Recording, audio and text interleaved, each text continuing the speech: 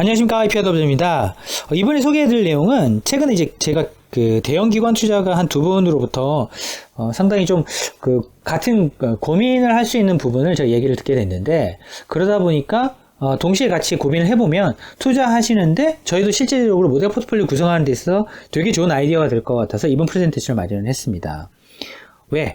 지금 세 번째 픽이다, 혹은 세 번째 픽이 아닐까라고 의구심이 드는데, 왜 그런 의구심이 드냐면, 이런 테크 기업들이 일반적으로 이런 S&P 500에서도 차지하는 비중이 거의 40%가 넘고요. 그러니까 절반 가까이 된 거고, 한국은 거의 50%가 넘어서는 수준까지 비중이 커진 상태입니다. 그러니까 주식시장에서의 어떤 좌지우지를 지금 테크 기업들이 대부분 하고 있는데, 근데 이 친구들이 망가지게 되면 급락하게 되는 거죠.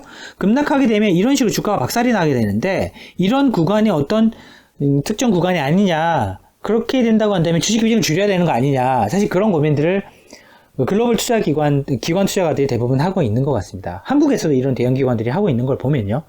그러면 테크 기업들이 망가졌을 때 그러면 트리거는 뭐였냐? 이게 닷컴 버블이 있을 때고요. 이때가 사실은 이제 저희가 알고 있는 산업혁명 이후에 실질적으로 대형 산업 기계들이 파퓰러해진, 그러니까 뭐 PC가 나타났다던가 뭐 이런 류의 TV가 나타났다던가 이런 시기에 보게 되면은 이런 전형적인 테크 기업들의 어떤 버블이 꼈다가 쭉 빠지는 시기가 나타나게 되는데, 그때 수준하고 비슷하지 않냐, 확률적으로 봤을 때. 왜냐하면 이게 값을 보게 되면 0.6, 0.7 사이에서 0.4 정도가 더해지고요. 그리고 0.4 정도가 빠지게 되면 요 구간이 되게 됩니다. 그러니까 1 표준 편차, 그 스탠다드 디비에이션 값을 0.4 더해지고 0.4만큼 빠지는 요 구간이 일반적으로 테크 기업들이 거래되고 있는 이런 레인지라고 볼 수 있는데, 이 레인지를 뚫고 벗어나게 되게 되면 꼭 큰 버블이 터지면서 시장에 충격이 왔다.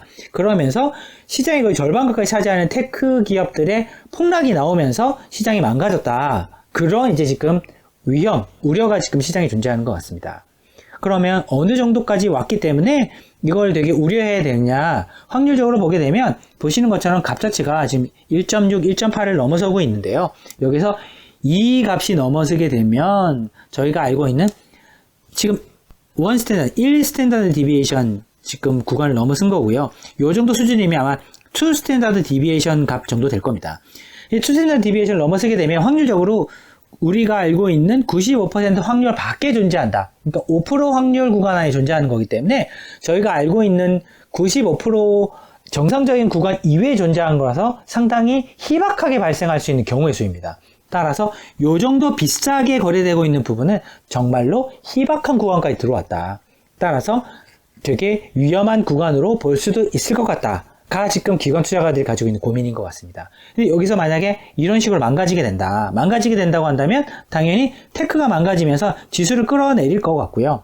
근데 이 끌어내린 구간에 만약에 경기가 괜찮다라고 한다면 지수 자체는 좀 떨어지긴 하겠지만 모든 주가가 떨어진다기보다는 테크 위주로 떨어지고 거기에 잠겨있던 돈들이 좀 나와서 고평가되어 있던 테크를 팔아서 다른 정상적인 기업들을 산다던가, 이익 창출력이 뛰어난 기업으로 돈이 움직인다던가, 아니면 조금 실물 자산 가격 중에서 좀 저평가된 쪽으로 움직인다던가, 이런 류의 자연스러운 움직임이 나타날 가능성도 있어 보이는데, 일단 지금의 우려는 이런 테크 기업들이 망가지게 되면 그러면 지수는 어떻게 될 것인가, 혹은 이런 테크 기업들이 망가질 정도로 비싼 거냐, 확률적으로 좀 비싼 부분이 분명히 있다. 그러면 만약에 주식시장이 여기서 망가지지 않을 것 같은데 조금 지지부진한 주식을 팔아야 되겠다. 그럼 지지부진한 주식이 뭐냐?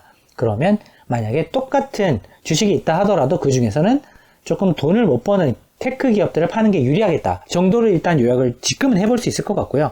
만약에 여기서 연준이 금리를 올린다, 그러니까 이런 경우에는 시장이 버블이 있을 때거든요. 그런데 이럴 때 금리를 올린다라는, 연준이 금리 인상이라는 버튼을 딱 누르게 되면 이런 부분에 대해서 사실 시장의 반응이 나타날 수 있는 확률도 전혀 배제할 수 없다. 그래서 이런 확률 분포상 놓고 봤을 때 지금 어쩌면 세 번째 픽이 왔을 수도 있겠다라고 생각하는 기관 투자가들이 늘어나고 있다는 부분을 꼭 염두에 두시고 테크 기업에 투자할 때 참고를 하시면 좋겠다 생각해서 이번 프레젠테이션을 마련을 했습니다.